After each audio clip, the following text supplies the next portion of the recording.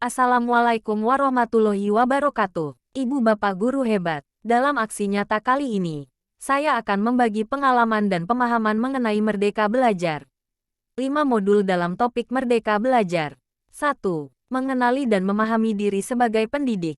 2. Mendidik dan mengajar. 3. Mendampingi murid dengan utuh dan menyeluruh. 4. Mendidik dan melatih kecerdasan budi pekerti. 5. Pendidikan yang mengantarkan keselamatan dan kebahagiaan. 1. Mengenali dan memahami diri sebagai pendidik. 1. Mampu mengenali kekuatan dan kelemahan diri. 2. Mengenal karakteristik dan kebutuhan peserta didik. 3. Menjadi manusia merdeka yang hidupnya bersandar pada kekuatan diri sendiri baik lahir maupun batin. Tidak tergantung pada orang lain. Ki Hajar Dewantara. 4. Pendidikan menuntun kekuatan kodrat yang ada pada peserta didik agar dapat mencapai keselamatan dan kebahagiaan. 5. Pendidikan berperan penting pada perkembangan peserta didik sesuai dengan perkembangan zaman. 6. Mendidik anak sama dengan mendidik rakyat. 7. Guru harus adaptif terhadap perubahan. 2. Mendidik dan mengajar. 1. Pengajaran merupakan bagian dari pendidikan. 2. Pengajaran merupakan cara menyampaikan ilmu atau manfaat bagi hidup peserta didik secara lahir dan batin.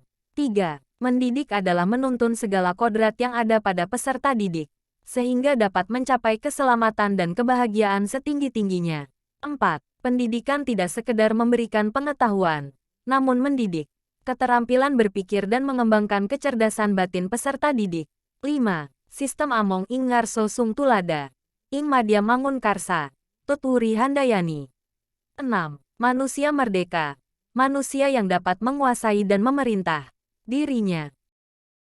3. Mendampingi murid dengan utuh dan menyeluruh. 1. Pendidikan bergerak secara dinamis menyesuaikan keadaan. Bergerak begitu cepat. 2. Setiap peserta didik terlahir dengan kodrat alamnya masing-masing. 3. Perubahan tidak bisa dihindari, sehingga cara mendidik dan mengajar perlu disesuaikan dengan perkembangan zaman. 4. Guru dapat merancang pembelajaran yang berkelanjutan, terbuka, berdasarkan kebudayaan bangsa. Hal ini sesuai dengan asas Trikon yang dikemukakan Ki Hajar Dewantara, kontinu, konvergen, konsentris. 4. Mendidik dan melatih kecerdasan budi pekerti. 1. Budi pekerti merupakan hasil bersatunya gerak pikiran, perasaan dan kehendak sehingga menimbulkan suatu tenaga. 2. Budi pekerti juga merupakan perpaduan cipta, rasa dan karsa. 3. Budi pekerti peserta didik tidak hanya dibentuk di lingkungan sekolah saja tapi juga terbentuk dari lingkungan keluarga dan masyarakat. 4. Kodrat anak diibaratkan kertas yang sudah terisi penuh, yang terisi berbagai macam coretan dan tulisan. Sehingga tugas pendidik adalah menebalkan dan memperjelas arti dari coretan dan tulisan tersebut. 5. Pendidikan yang mengantarkan keselamatan dan kebahagiaan. 1. Sebagai seorang guru tidak hanya mengajarkan ilmu pengetahuan saja, tetapi guru harus mampu membimbing dan memantau peserta didik untuk mencapai pemahaman yang bermakna.